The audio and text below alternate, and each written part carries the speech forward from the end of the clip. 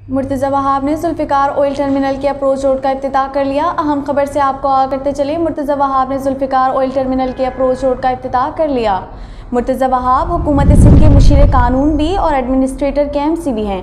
Zulfikar oil terminal के approach road का इफ्तिताह हुआ है। पोर्ट कासिम चौरंगी पर इफ्तिताह किया गया। मुर्तज़ा वहाब का मीडिया से गुफ्तगू करते हुए कहना था कि Zulfiqar oil terminal approach road को कराची की हैवी ट्रैफिक के लिए बनाया गया है। ये मंसूबा इंतहाई अहमियत का हामिल है। मज़ीद उनका कहना था कि जुल्फ़िकार ऑयल टर्मिनल के मंसूबे को 28 करोड़ की लागत से मज़ीद बेहतर बनाया जाएगा। मुर्तज़ा वहाब ने वफाकी हुकूमत के बारे में कहा कि वफाकी हुकूमत कराची शहर की तरक्की के लिए कोई दिलचस्पी नहीं रखती। कराची शहर में तरक्याती कामों में रुकावटें हैं, इसके बावजूद तरक्याती मंसूबे जारी हैं।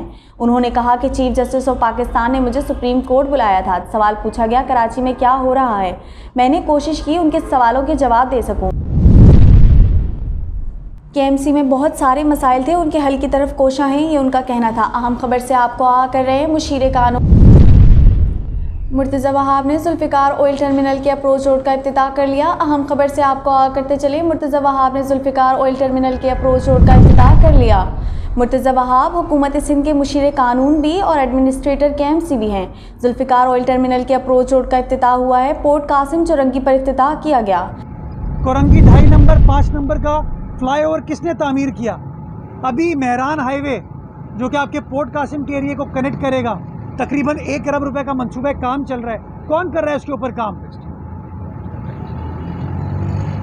किसने पैसे उसके दिए हैं?